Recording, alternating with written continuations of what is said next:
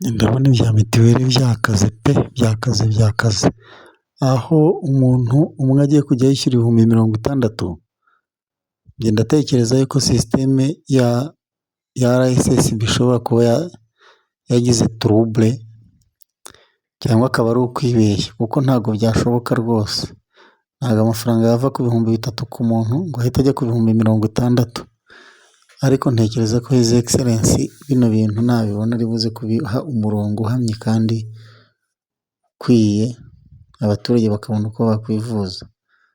Hari imiryango hashira nk'umwaka n'ibyo 60 batafashe mu ntoki icyarimwe, kubona rero 60 byagorana pe!